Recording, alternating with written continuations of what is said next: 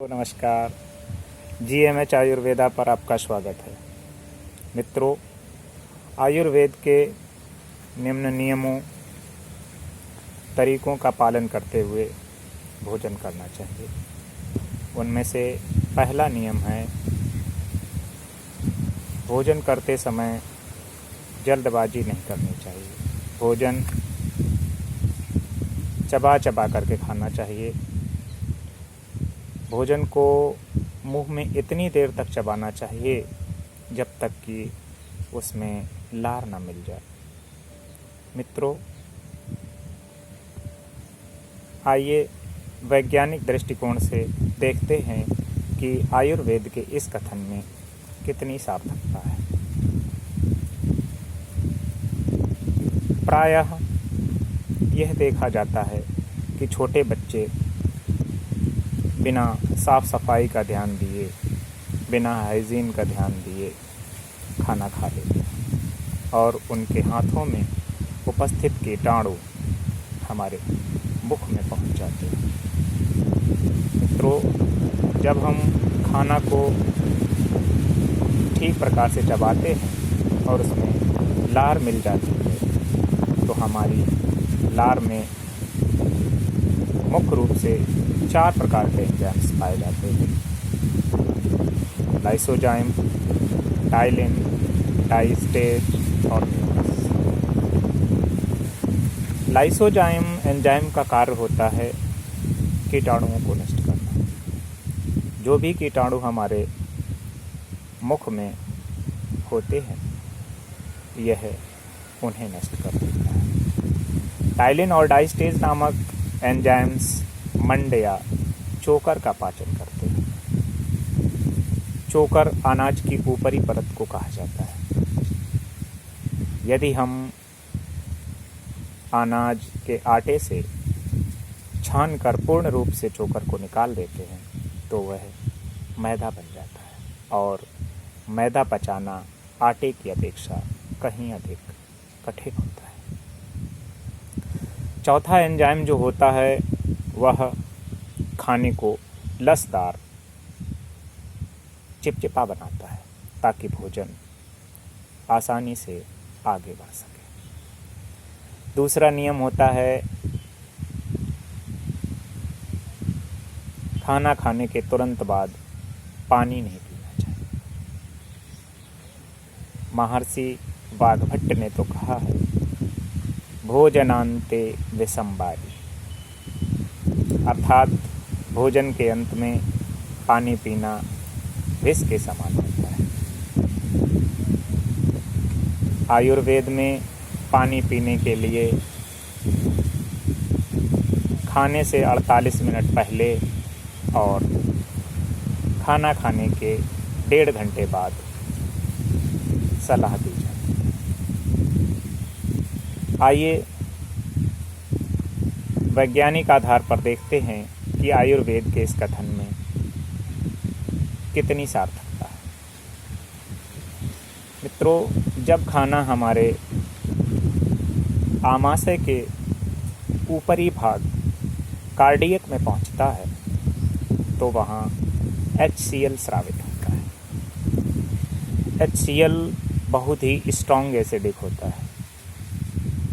इसका pH मान 2 होता है। जैसे ही खाना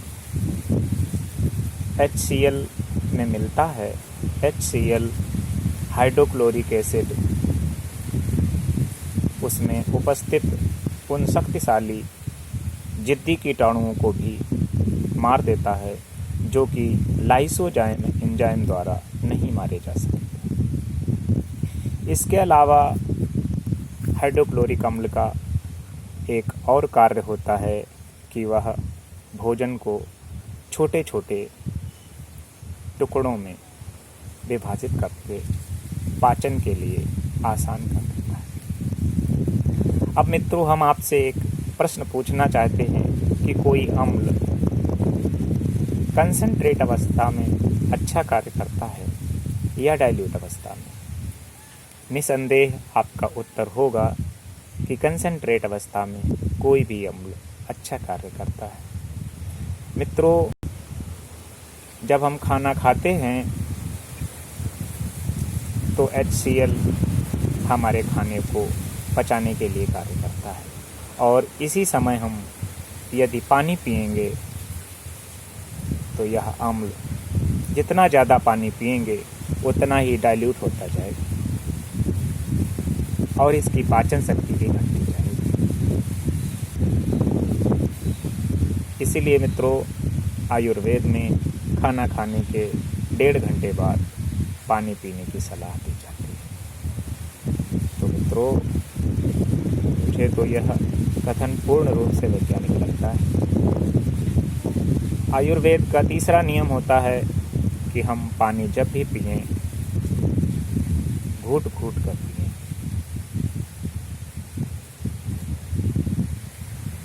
एक साथ ऐसा न करें कि लोटा या ग्लास लिया गट गट गट गट गट पी गए। जब भी पानी पिएं, घूट घूट कर पानी पिएं, और यदि संभव हो सके तो मुंह में पानी लेने के बाद इस प्रकार से चढ़ा करके पानी पिएं। इससे क्या होगा कि मुंह में उपस्थित लार मिल करके हमारा पानी अंदर जाएगा। मित्रों, इसकी वैज्ञानिकता देखते हैं।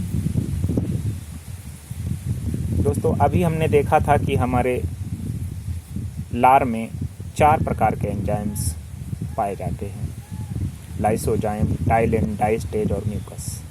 यदि हम पानी पीते समय मुंह में चलाकर अच्छी प्रकार से लार को मिलाकर तब पिएंगे तो इससे हमारा बचा हुआ खाना जो कि अभी नहीं पचा है उसमें भी यह चारों एंजाइम पहुंच जाएंगे और उसे आसानी से पचा देंगे। तो मित्रों, आयुर्वेद का यह कथन भी पूर्ण वैज्ञानिक है। चौथा नियम होता है मित्रों, खाना खाने के बाद बाईं ओर करवट लेकर लेटना चाहिए, और यदि इस समय हल्की फुल्की नींद भी आ जाए तो हमें थोड़ा बहुत सो लेना चाहिए। मित्रों, आइए वैज्ञानिक आधार पर देखते हैं कि आयुर्वेद के इस कथन में कितनी सार्थकता है। दोस्तों, जब कोई भी अंग कार्य करता है तो उसे ऊर्जा की आवश्यकता है, और यह ऊर्जा हमें हमारे रक्त से ही प्राप्त होती है। दोस्तों, जब हमारे आमाशय में पाचन कार्य हो रहा होता है तो इसे अन्य सभी अंगों से अधिक ऊर्जा की आवश्यकता होती है, और यह सभी अंगों से ऊर्जा अपनी ओर खींचता है। परिणाम स्वरूप हमारे दिमाग, ब्रेन में भी रक्त की कमी महसूस होती है और हमें सुस्ती लगने लगती है, इसीलिए हमें नींद आ जाती है। तो दोस्तों, हमने देखा कि आयुर्वेद का यह कथन भी पूर्ण वैज्ञानिक है। अगला नियम है मित्रों, खाना खाने के बाद 4 घंटे तक हमें कुछ नहीं खाना चाहिए, या जब एक बार का खाना पच जाए तभी हमें दूसरी बार का खाना खाना चाहिए। आइए मित्रों, इस नियम की भी वैज्ञानिकता देखते हैं कि आयुर्वेद के इस कथन में कितना वैज्ञानिक तथ्य छिपा है। दोस्तों,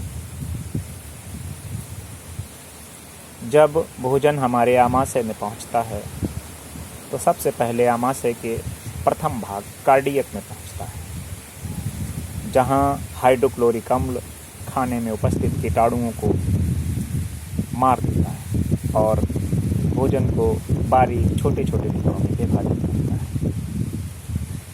कार्डियक में यह कार्य लगभग 1 से 1.5 घंटे तक होता है। इसके बाद भोजन आमाशय के दूसरे भाग थांडिक में पहुंचता है, जहां कांटेदार संरचना रूजी पाई जाती है, जो कि भोजन को रोक कर रखती है ताकि आधा पचा भोजन आगे न चला जाए। इसके बाद मित्रों, भोजन आमाशय के तीसरे भाग पाइलोरिक में पहुंचता है, जहां जठर ग्रंथियाँ पाई जाती हैं। यह जठर ग्रंथियाँ जठर रस का स्रावन करती हैं।